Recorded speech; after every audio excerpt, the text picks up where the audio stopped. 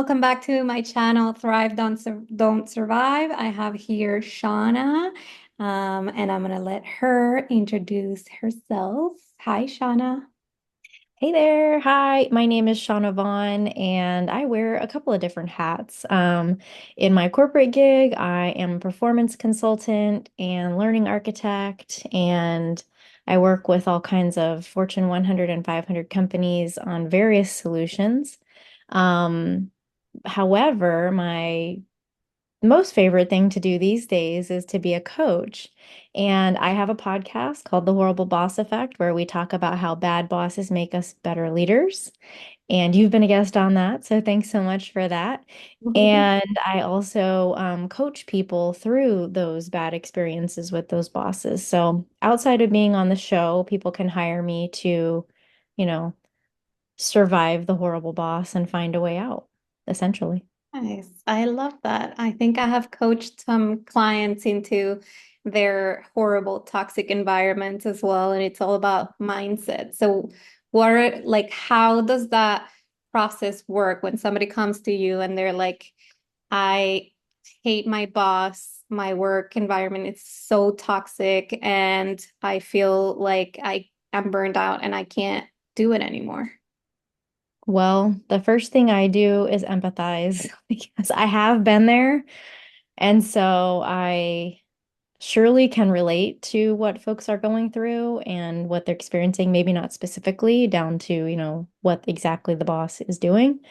Um, but certainly my whole objective is to find the nugget of wisdom in there and to really figure out how the experience, how the toxicity can ultimately make you better, whether it be as a person or as a leader yourself. Um, and this stems from my own experiences working with toxic bosses. And, naturally there's this commiserating that happens with colleagues. And so, you start talking to other people about what your experiences are, and naturally you gravitate towards each other. And ultimately, when that was happening to me at work, I was encouraging my colleagues to find that little nugget of wisdom in there and find the positivity in it. There's something that we're supposed to learn from every experience, even if it's a toxic environment. Yes. So, what would you say you learned from your experience with a toxic boss? Wow, that's a deep question. I learned a lot. I learned a lot about myself. So, Um, I haven't shared my most toxic, horrible boss experience yet. But I can say the experience immediately put me into a little bit of an identity crisis where I wasn't sure like why this was happening to me. I started questioning my entire existence in the corporate world, and the whole imposter syndrome started to set in, and I had to find a way through it. And it took me a while. And so I was so focused on the negativity of it and the experience of it, until I realized that there was something designed in it that I was supposed to learn from. There was a teaching moment. Mm. So, and from that, I kind of, between that experience and a more recent one, I just spun it into my own podcast. And, I realize that everyone has a story to share, so that's what we do. We share those experiences, hoping, just like you're doing, hoping that someone can relate and we can help people, cope with their own situations, whatever they might be. Exactly. Yeah, I think that was my experience too. I had Yeah. the worst toxic boss that would yell, that would be inappropriate, that would guilt trip everyone all the time, and you couldn't talk about certain topics, and it was always in front of the clients that he would blame you and make you, Yeah. humiliate you and all that. And that kind of made me uh become a coach. Like it gave me the drive and the push to be like, I want to heal people because I feel like for him, it comes from insecurity. It comes from unresolved trauma. And I'm not going to change him. He's over 70, but maybe I could change Right. other people Yeah. that have similar issues, that have insecurities, that have restored trauma, and that, would maybe make the world a little better, just Yeah. one person at a time. Yeah. And maybe next generations won't have so many of those bosses, because I feel like that's such a common thing, right? Right now. Like, Mhm. have you ever worked a job where there is a nice boss? Oh, yes. So I have, of course. I am blessed that several of my leaders, who are true leaders, not just bosses, but leaders, Yes. um, still are my mentors today, and they're coaches for me. So when I'm struggling with something or I need advice or guidance, I still call on those old bosses, That's um, who are some of the best leaders I've ever known. And so I really have learned from them also in different ways. Mhm. amazing. And Yeah. how would you say that you used things for, because I'm thinking about my journey. So I was able to not take things personally and, keep working for that person, even though it was so not aligned with my values and all of these things. But it was in a certain way a learning experience, like you said, and also comfortable. Mhm. Uh, so Familiar, right? yeah, Yeah. exactly. My normal. Uh, Yeah. I grew up in a household like that. Like, it was just like Oh, okay. fighting all the Mhm. time, and all of this, and yelling and abuse and all that stuff. But so what would you say were the tools that you used to come out from everything's happening to me, and the imposter syndrome, Mhm. and like all those doubting moments? What did you do to like step out of that and go into like the learning phase? Uh, I did a lot. Immediately, I started looking for other strong female leaders within my organization because I believed that it was something specific to me being a female leader. Mm, And so I needed to sort through like why this was happening, but ultimately I really wanted to learn from it and be better because I wanted to continue on a positive trajectory of growth and development. right. And this boss was not facilitating that for me. Mm-hmm. So sought I sought information elsewhere, I guess is the way I would say that. In a Mm-hmm. way, I was seeking coaching, and I actually requested executive coaching at one point because I thought, well, I obviously need some, coaching or development or something. And I kind of took it on that way myself that, okay, well, I need growth. Yes. So I sought that growth. And I was doing it more to be hard on myself initially. And I went on a research spree, looking into various terms that he used, when he would talk to me. And there were things that I didn't understand about what he was telling me. And what he was doing was talking in circles in a way that he was trying to prohibit my growth and slow my success. Mm-hmm. And when I talked to these mentors that I mentioned, these coaches in my own life, the consensus, and this is going to sound egotistical, and I don't mean it to be, but the consensus from my external, colleagues and mentors was that this person was threatened by me. Mm-hmm. So that I was craving growth and development, and I might surpass this person, and they didn't want that to happen. So your question was, what did I do? Well, I sought input from elsewhere. I needed validation that what he was saying, if it was true, how do I grow from it? And if it wasn't true, what do I do with that information? Um, yeah. Does that answer the question? I don't know. I think I kind of went in a little. It does, and that's interesting. Was it a female or a male? It was a male. Wow, because that has happened to me with female bosses in Latin America specifically, or no, in France too, I would say, where you're like you have this fire and you come in and you know everyone and it's like that, and Yeah.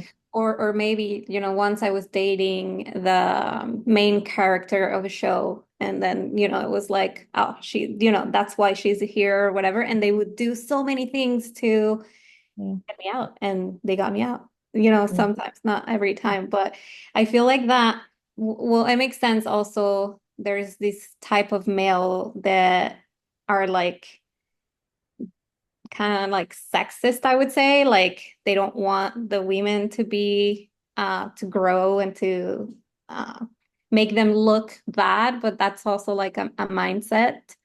Uh Yeah. but yeah, that is interesting. So you found coaches inside of your work and outside of your work? Yes. So I want to go back to something you said first. So the difference is like my experiences, like you were saying, between women and men. Yeah. You're right. That usually it's women who have like this mean girl Hmm. vibe where they perceive another female to be a threat in Yeah. some way. And I don't know what it is, this complexity about women where we just can't accept each other. It's so weird. This is why I have brothers and had mostly male friends growing up because I didn't understand female energy anyway. Um, and this was actually one of my first experiences dealing with a male who was having this kind of energy towards me, Yeah. which is why it was so foreign to me and why I was kind of spinning, like, what do I do with it? You know? Um, yeah. And so I did find coaches and mentors both inside my organization and outside. So I called those, previous leaders that I mentioned who worked at other companies and had since moved on Gotcha. years ago, working with them. And I also reached out to people within the organization who understand the culture of the organization. Hmm. Um, and can relate that piece of it too, because corporate America and each organization is different and has its own cultural quirks and Hmm. tribal knowledge and things. So I had a lot of things to navigate, and having other people to help me do that was helpful. That's awesome. Yeah, I do agree. I also was like a male friend, like I had more male friends than Yeah. girlfriends, but I did have some girlfriends. But it's interesting because I feel like that's changing a little bit, or maybe when we were like that younger, now we're like, I want so many female girlfriends right now, and like, but I think it's changing, and I think it's a human thing because I've seen it Mhm. in men too, where it's like, if you shine, then I want to shine brighter instead of we can shine together next to Yeah. each other. And I think that's a movement that's growing, and especially in women too, where it's like, okay, let's stop competing Mhm.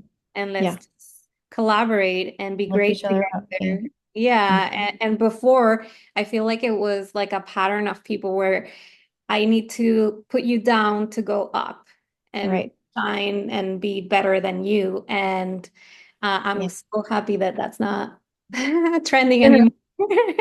Well, I think some of that has to do with how performance evaluations are done too, and how they factor into um growth, I guess.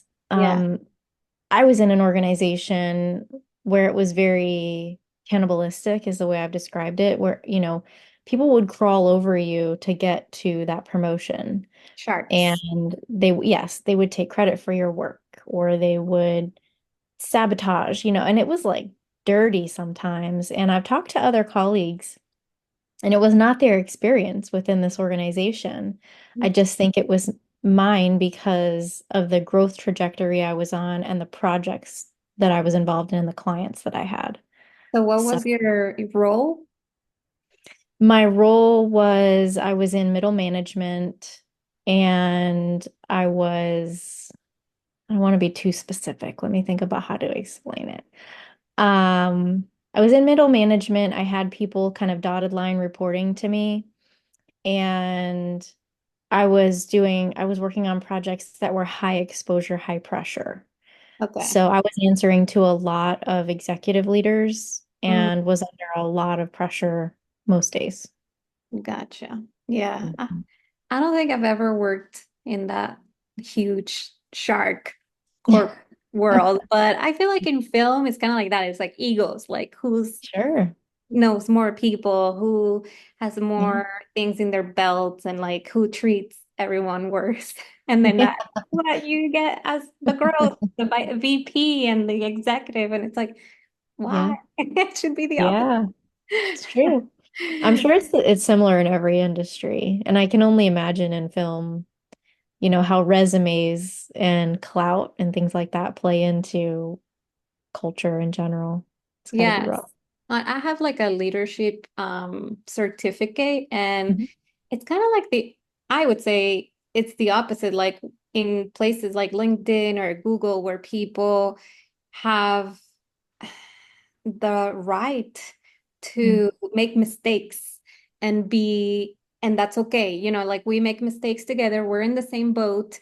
We're all Mhm. gonna sink, so let's just Yeah. collaborate and work together, and you're fine. It doesn't matter. We're gonna learn from it and then make it better. And that's like a healthy leadership and healthy environment in a workspace. So what's your experience, and how is for you like a healthy work environment and leadership? Are you asking me what I think a healthy environment is? Yeah. Um, wow, that's a great question. Um, I think a healthy environment really depends on what is needed at the time, and I think it kind of evolves with the team and their needs. But generally, it's a safe environment where, and safety goes both ways. It's that the leader creates an environment where they are approachable and I want to say respected, but that's a challenging word because you don't want to demand respect. You want to naturally command it. Inspire. Um, Inspire, yes, great word. Mhm. Love it. And so you want people to feel safe approaching you as a leader, but you also want to create safety where as a leader, if you approach them, they feel comfortable sharing with you Mhm. and that it's a two-way street. Yes. Um, so safety, I would say, a culture of empathy and just, I think, overall emotional intelligence, that's kind of a big buzzword and it has been for several years now. But generally speaking, just a general awareness of people and, you know, I would say a lot has changed for the better as a result of COVID, for example. So Mhm. with all the pandemic stuff and the change in work environment in general, where there is a new trust that people can work from home and that they should when they don't have to come into the office and respecting that there's a work-life balance that's necessary. Right. Um, and just respecting that in general, I think has been a huge improvement and has created and does create a better work environment. I love that. I had to fight so hard for that because my I boss, know. like, no boundaries Yeah. when we were working from home. It's like call you 24/7. It doesn't matter. This is what you get for being comfortable in your house Right. and yelling and like all these things. And during holidays and weekends, it Yeah. was like nonstop. And he would try and try to make us go back when it was like the midst of the pandemic where nobody was working at the studio. Nobody was gonna go, and nobody was even like recording from the studio. Everyone had because I was a voiceover producer, so everyone had built their own studios in their houses. um, Hmm. so it was like ridiculous, and I can't even tell you how many times I cried. I was Aw. like, oh my God, like stop, like just Yeah. trust. Yeah. And I was able to do it. I even like, I was in New York and I moved to Florida, Hmm. and he had to just accept it. Yeah. But it did change my life and my quality of life 100%. And he eventually trusted that because I proved that I was actually even better at working that way. I would work 3 hours a day, what would be 8 hours in an office, Yeah. because of you don't have the Focus. distractions. Hmm. You don't have him coming out every 5 seconds, yelling and Right. here and looking at what you're doing and all this stuff. So yeah, Yeah. that's interesting. I hadn't seen it that way, but yeah, for sure.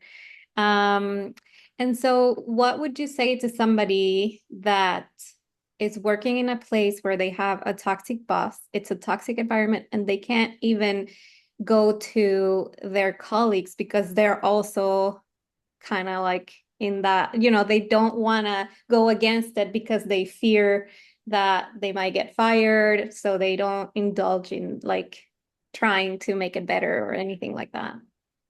Well, naturally, you have to go outside the organization. So they could call someone like you or me, for Hmm. example, and get coached through that and find someone who can help them navigate that situation. Yes. That would be my biggest piece of advice. Um, or like I did, I found support externally with other mentors and previous leaders who know me. I think the biggest thing is to talk to people who know you, Mm. know your capabilities, your personality. Naturally, I called my mother, but my mom's always going to be my cheerleader. Yeah. So I had to go outside of that Yes. and look for some real constructive information and feedback. So that's what I would suggest is to just find someone you can trust, um, and rely on them, even if it means, paying for a career coach to get through it or a life coach. Yeah, I love that. That's basically what I would say as well. Or And therapy, therapy's good yeah, too. yeah. Talk. I think yeah, talking about it and a third person to make you see like an outsider to make you see things that you can't see for yourself. Right. But I feel like therapy is great and you vent, but the coaching for me is like more about the future. So how do I get better? How do I go into work and not feel like crap and am able to have a good day and be productive and not, dwell on my situation and things like that, as opposed to therapy is like, okay, this is what is happening and well, okay, maybe we can link into your past and Mhm. You're so right. You're right. I would say therapy is there if you're really struggling with mental health. mhm, Um, if right, you're feeling a certain kind of way about life, therapy has its place there. for sure. If you need a thought partner and guidance, um, and you want to seek solutions to the problems, now a coach technically is not there to offer the solutions, but to help the coachee, right? The person that we're coaching arrive at those answers. Exactly. So yeah, it can be extremely helpful. I know each time I go into a coaching session, I'm like, I don't know if this is going to help. And then I leave and I'm like, that was amazing. Why didn't I do that sooner? Because Exactly. I have friends who are coaches and every good coach needs a coach because, Yeah, we only get better. 100%. And I enter the sessions and I'm like, I don't even know what I want to talk about. I don't Mhm. know what's on my mind today or what to prioritize. Yeah, And ultimately, every time I leave, I'm better because of it. So it's amazing. I love Coaching that. is I do have both too. I have therapy and I have coaches and business good. coaches and all this. And Exactly. so much. So yeah, I agree 100%. And so what are some tools that you can share with our audience to go from surviving, being flight or flight or freeze, and just always being with an unregulated nervous system to like thriving, having inner peace, enjoying being present? Like what are your tools, or maybe you have like non-negotiables that you do daily Wow, that you can share? that's great. So I would say to prioritize self-care Yes.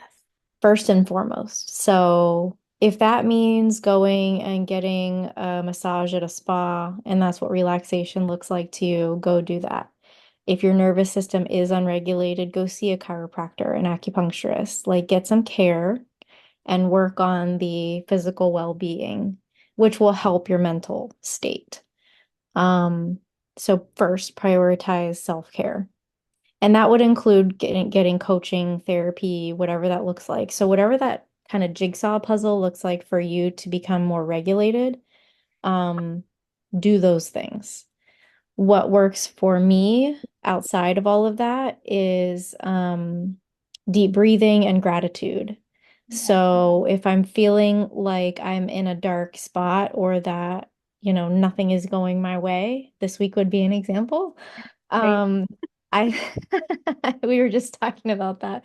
I will pause and just kind of either think about or write down things that are going well, things Mhm. that I'm grateful for, the blessings that I can count, and focus on that positivity and that physical, that intentional shift into becoming more mindful and aware of what's good in life really does help.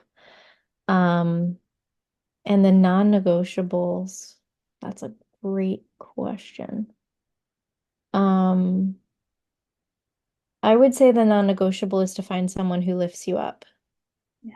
Um, Even if it's your mom, your mom, your spouse, your dad, your aunt, your grandmother, Friend. um, a best friend, someone you can trust, and just go like have coffee and decompress and, find that safe person, that safe space.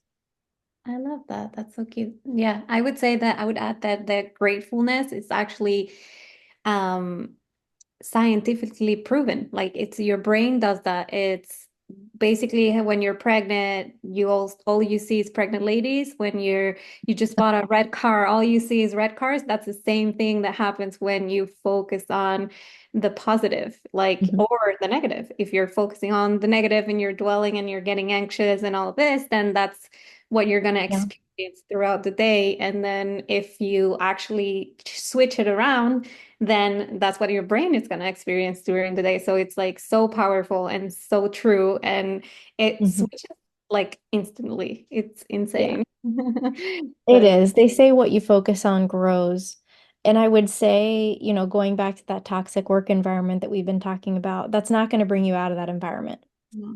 So just like you experienced, you can decide to cope with it and find a way to deal with it for whatever period of time until you find a way out or until you just decide you're done with it.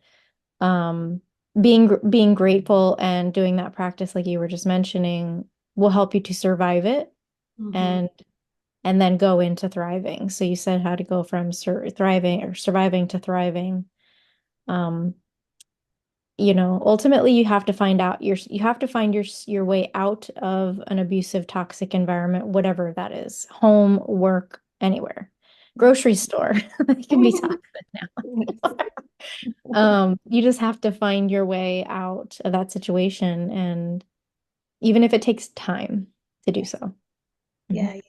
I 100% agree. Like, even if for me, I was there and I didn't take it personal, it was still detrimental to my mental health. And, the only way to talk to this person was to yell back. And if not, he would eat you alive and then you would be fired in one day. So those were things that I didn't want to keep doing and that weren't aligned with the person that I am. Mhm. So it was, the way of kind of like surviving the toxicity Mhm. while building the life that I wanted to build and being patient because things don't come, from a blink of an eye. You have to work Right. very hard and put yourself in a like winning Mhm. situation because you can't just quit and then you don't have money to pay the mortgage or the rent or like you have to also be smart about it. Right. Yes. There's an expression, I know it's in the South, southern part of the United States, but it's don't cut your nose to spite your face. So Mm. if you get mad at your nose, you don't want to cut it off and then your rest of your face looks ugly. Yeah. Um, it applies to this kind of a thing too. You don't want to just put yourself in jeopardy by just walking away, quitting, and then not being able to pay your bills because it's easier to find a job while you have one, Yes. than it is to quit and then try try to get a job. And how would we prevent going to a new place and finding another toxic environment and another toxic boss? That's a great question. So when you are interviewing for new jobs, um, it is our responsibility to interview them just as much as it is their responsibility to interview us. Yes. So we want to ask questions that will give us some glimpse into like leadership and management styles, um, good questions about getting a gauge for if someone's a micromanager, for example, there's a way to do that. Mm. Um, and to just get a feel for the culture of the environment. So if you're lucky, you get to interview with people who might ultimately be your peers. And Mhm. you can kind of ask questions. I wouldn't be direct and on the nose about like, so is it toxic there? Because Of course. if they're recruiting, they're not going to tell you it's honeymoon, right? Um, Everything's rainbows and butterflies when being hired. There are ways to ask questions to get an idea of what you're walking into. Yeah, I love that. It's almost like, are they actually good enough for you? Like, Yeah. are they worthy of your time, effort, and space and mental health? Or, yeah, like it's both ways. So Yeah. And you saying that reminds me that it's actually not unlike dating. It's been a long time since I dated. I've been married for a long time now. But, dating is the same thing. You're kind of using instincts to get a feel for who a person is and if it's somebody you're going to be compatible with and want to hang out with even again if it's a first date. So kind of channel those same instincts maybe and, listen to your instincts and your gut more importantly. Don't put yourself in a situation where you're in desperation. yeah, Um, Same as dating, I guess. exactly. Like And listen scarcity, to your gut. Yeah. scarcity versus abundance. Like Yes, very yeah, good. I like that. Love that. scarcity, then you're desperate and you take the first thing. And then if you know your worth and you come out from abundance and I have everything I need, are you good enough for me? Then you can prevent. Absolutely. That's exactly it. That's a great way of putting it. So powerful. I love it. Well, Yeah, thank you so much for being here. Uh, sure. I'm going to share her handles right here in the description. And please like, comment, or subscribe if you like it. Send us a comment and we'll answer right away. And thank you so much, Shauna, for sharing all your tools and your knowledge and your great vibe with us. Thanks so much, Veronica, for having me. This is great. Had a great time. Awesome. Bye. Bye-bye.